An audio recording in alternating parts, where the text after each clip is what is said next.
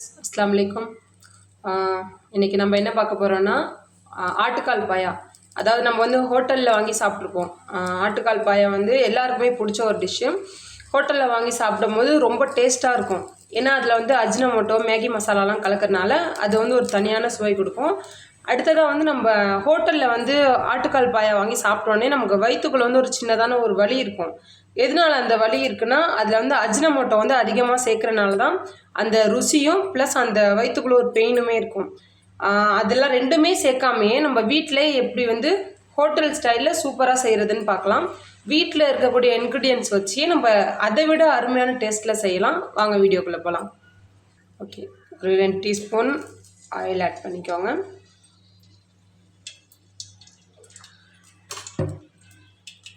Oil வந்து ரொம்ப கம்மியாகவே சேர்த்துக்கோங்க. ஏன்னா வந்து அது ஆட்டுக்கால் பாயா வந்து ஆல்ரெடி மட்டனுங்கிறனால அதில் அந்த கொழுப்பு தன்மை வந்து அதிகமாக இருக்கும். நம்ம ஆயிலும் வந்து அதிகமாக ஆட் பண்ணும் போது ஒரு மாதிரி மயக்கம் வர்ற மாதிரி அது கொஞ்சம் நல்லா இருக்காது. அதனால் ஆயில் வந்து எப்போவுமே ரொம்ப கம்மியாக சேர்த்துக்கோங்க. ஓகே, இதில் வந்து ஒரு 1/2 டீஸ்பூன் வெந்தயம் சேர்த்துக்கோங்க. ஒரு பிஞ்ச் மட்டும் சோம்பு சேர்த்துக்கோங்க. ஒரு பெரிய வெங்காயத்தை வந்து வெட்டி வச்சு அதை சின்னதாக போட்டு சேர்த்துக்கோங்க. ரொம்ப பெருசாக வெங்காயம் வெட்டாமல் பாதியாக கட் பண்ணி ஒரு வெங்காயம் சேர்த்துக்கோங்க. வெங்காயம் நல்லா வதங்கி வரட்டும்.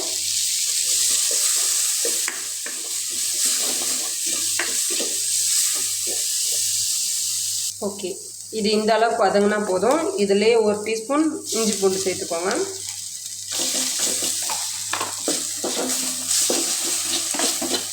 இஞ்சி பூண்டு சேர்த்து நல்லா பச்சை வாசனை போகிற வரைக்கும் நல்லா வதக்கிக்கோங்க.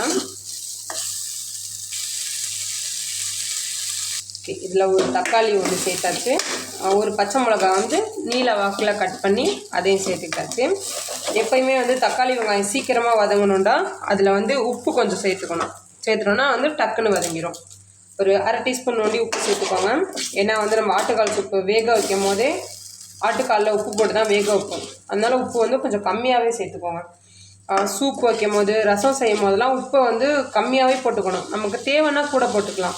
ஏன்னா இதில் வந்து சீக்கிரமாக வந்து உப்பு அதிகமாகிடும். ஓகே, இது நல்லா வதங்கிக்கட்டும். ஓகே, உங்களுக்கு பார்த்தாலே தெரியும் தக்காளி வெங்காயம் நல்லா வதங்கிடுச்சு. இதில் ஒரு 1/4 டீஸ்பூன் வந்து மஞ்சள் தூள் சேர்த்துப்போம். ஒரு டீஸ்பூன் வந்து மல்லித்தூள் சேர்த்துப்போம். இதில் வந்து மிளகாத்தூள் சேர்க்கக்கூடாது. ஏன்னா நம்ம மிளகுத்தூள் சேர்க்கறனால இதுக்கு வந்து மிளகாத்தூளே சேர்த்துடக்கூடாது. 1 டீஸ்பூன் வந்து மிளகுத்தூள் சேர்த்துப்போம். ஒரு 1/4 டீஸ்பூன் மட்டும் ஜீரகம் பவுடர் சேர்த்துப்போம். ஏன்னா வந்து ஜீரகம் அதிகமாக போயிடுச்சுன்னா அந்த ஸ்மெல் மட்டும் தனியாக தெரியும் அதிகமாக. அதனால் ஜீரகம் மட்டும் கொஞ்சமாக சேர்த்துக்கோங்க. அப்படியே எல்லாத்தையும் நல்லா மிக்ஸ் பண்ணிக்கோங்க. அவ்வளோதான். அந்த ரா ஸ்மெல் போகிற வரைக்கும் நல்லா வதக்கிக்கோங்க. இதை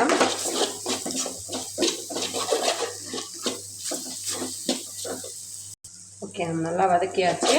இப்போ வந்து இதில் ஆட்டுக்கால் சூப் வந்து நம்ம ஆட்டுக்கால் வந்து வேக வச்சு வச்சுருக்கோம்ல அதை அப்படியே போட்டுற வேண்டியதான். இதில்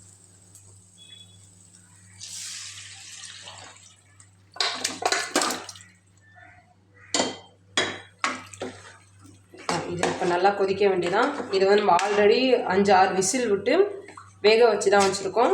இது ஒரு 5 மினிட்ஸ் நல்லா கொதிச்சா மட்டும் போதும்.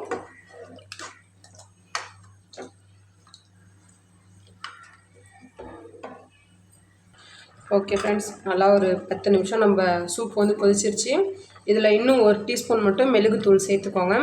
நம்ம ஏன் கடைசியாக சேர்க்குறோன்னா மிளகுத்தூள் இப்போ சேர்க்கும் போது இன்னுமே வந்து நல்லா அந்த மிளகுத்தூளோட வாசனை செம்மையாக இருக்கும். அதுக்காக தான் கடைசியாக 1 டீஸ்பூன் சேர்க்குறது. அதுக்கு மேலே கொஞ்சோண்டு மல்லி இலை போட்டுக்கோங்க. இதுக்கப்புறம் வந்து சூப் ரொம்ப கொதிக்கக்கூடாது. ஒரு 2 மினிட்ஸில் நம்ம ஆஃப் பண்ணிட வேண்டியதான்.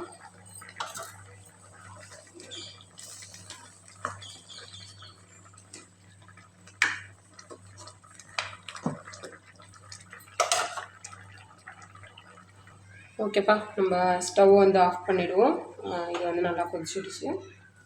ஓகே, அப்படி நம்ம வேறு பவுலுக்கு வந்து ட்ரான்ஸ்ஃபர் பண்ணிடுவோம்.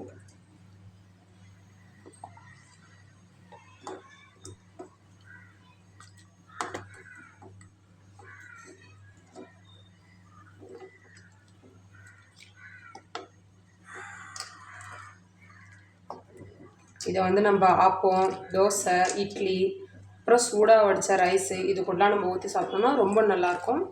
ப்ளஸ் ஜீரணம் நல்லா ஆகும். இதை வந்து நம்ம நல்லா சூடு பண்ணி வெறும் கிளாஸ்லேயே ஊற்றி சும்மா கூட நம்ம குடிக்கலாம்.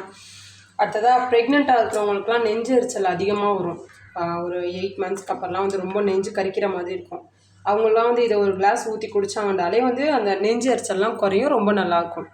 இதை நீங்களும் வந்து ட்ரை பண்ணி பார்த்துட்டு எப்படி இருந்துச்சுன்னு கமெண்ட்ஸில் சொல்லுங்கள். பாய்.